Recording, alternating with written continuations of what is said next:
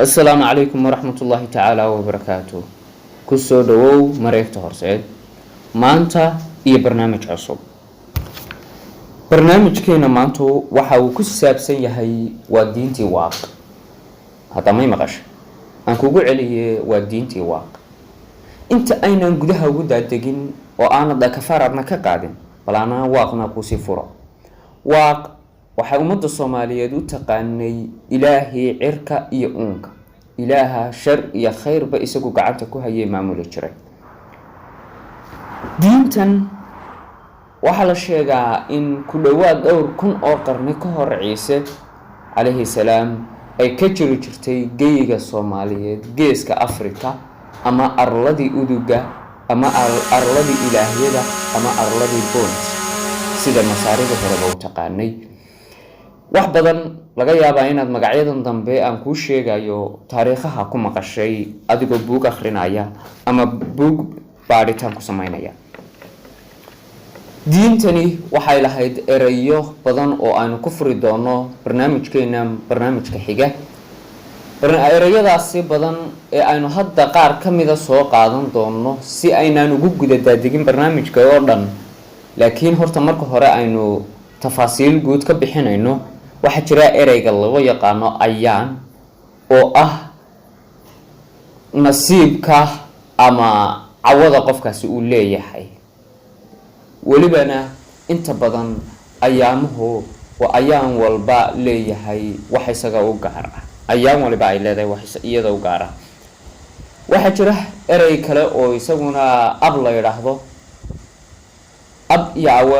abawaladii hore oo kala maqli kartaa ama abkay oo kala maqli kartaa ama erayo badan oo aynu isaga laftiisu ereygaasi ugu noqon doono ereyga ugu furitaanka dheer noqon doona barnaamij dhan ay naga qaadan karaa in ab waxa isagana la yiraahdaa waa ayaanka tabarta iyo xayinimada waana ka sameyn jiray dhaqanka iyo nolosha ummadda Soomaaliyeed asaasi jiray budliga waxa waxa jira erayo la xiriira ereyga waaq oo iyaga laftoodu aad Soomaaliga hore ka dhex heli kartid afka duugoobay ee Soomaaliga ereyga garwaaqsi oo kale oo la leeyahay gari waa tii Ilaahay oo gar kale ma jirto Ilaahay baa garsoore ah oo Ilaahay baa dadka kala saaray u taqaanay waxa jira ceel waaq iyo caabud waaq oo waliba caabud waaqna aynu bal yara dul istaagi karno meel madmadow laga yaabo inuu qofka ka galaan in waxa jira erey kale oo la yiraahdo waaqla baan uga jeedaa in waaqla ereygaasi inta badan waxa uu turjumaa meel naxariistii ay ka maqan tahay bay yiraahdaa naxariistii Alle meel ay ka maqan tahay ayaa cilla waaqla inta badan ay yiraahdaa weligay iyo waaqay oo kale erayada marka la yaabka inta badan la adeegsado waxaanad hore u arag oo kale sida waqal oo kale oo ah fadama daruur culus oo la leeyahay waa amar Alle oo waa roob xagga Alle ka yimi waxa jirta erey kale oo aad in badan maqashid oo haddadan baa eeganaynu joognaba loo bixiyo xataa hablaheena waa ereyga barwaaqo ereyga barwaaqo oo ka turjumaya in tilmaan cadna inaga bixinaya deegaan baraare ka jiro oo dhul roob wacan helay oo ka turjumayo ayna ka dhigan tahay dhibcihii waaq oo kale bar oo ah dhibic iyo waaq oo ah bada ay ereygii ay baayo adeegsan jirtay ummadaasi in sida uu qorayo qoraaga dirkiisa ama buuga digirkiisa amaalada waxa uu sheegay ereyga markuu qorayo inuu carruurta Soomaaliyeed lagu oran jiray cirka ha ku fiiqina farta in hadii kala roobku kala yaacaya runtii anigaygani laftaydu waan ku garaadsaday oo waan soo gaaray taa wax xasuusta ilaa 2009 keena carruurta miyiga ku korto waxa laga yaabaa inay wax badan in ka ogtahay ereygaasi oo ay maqashay iyadoo dadka waaweyn ku leeyeen ha ku fiiqin farta roobku waa kala yaacaya gacan duuban feer deetana marka la oran jiray ku fiiqa haddaba diintan ma Soomaalidu kaliya u gaar ahayd maarlada punt oo kaliya ku koobnayd mise qoomiyada kale ay jiray sida buugta badan ee taariikhaha ee qoraya ama marka baaritaanada lagu sameeyey xogaha laga qoray ay sheegayaan diintan waxaa adeegsan jiray dhammaanba kawshiinta bari. kawshiinta bari marka aan ku leeyahay waxaa ka mid ah oromada oo kale,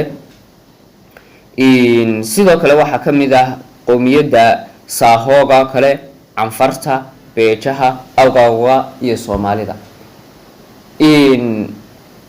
waa laga yaabaa inaan magacyada qaar ka tegay kawshiinta bari oo kale, laakiin ujeedku waxa weeye diintan yaa la wadaagi jiray soomaali. xaggay dhici jirtay oo ahayd arladii punt, sida masaaridii hore ay taariikhaheeda laga soo xigan karo oo laga soo heli karo. arlada punt iyada lafteeda bal muranada ka taaganaa xitaa barnaamij kale inuu ugu daadegi doonaa insha allah. taasi waxay uu qoraya axmed ibraahim cawaale inay tahay maadaama ilaah keliya ay awoodiyo wax kastaba ay u jirin jirtay ummadda Soomaaliyeed, in markii diinta islaamkuna geyiga Soomaaliyeed soo gaadhay inay ahayd sababtay inay aaminaan, maadaama marka horeba hal ilaah ay kaliyeyn jireen, ilaaha cirkana ay ahaa,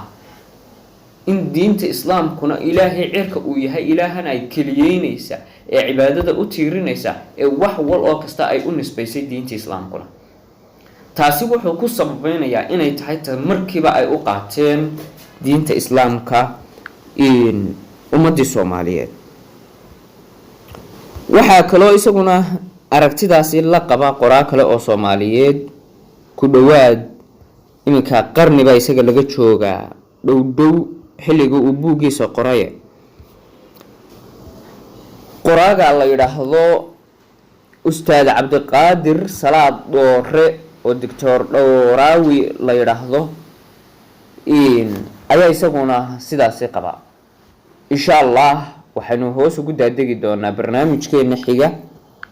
dhammaanba tafaasiisha diintani iyo ummadda Soomaaliyeed meel ka soo jeedkeeda iyo waxyaabaha ay gaarka u lahaan jirtay.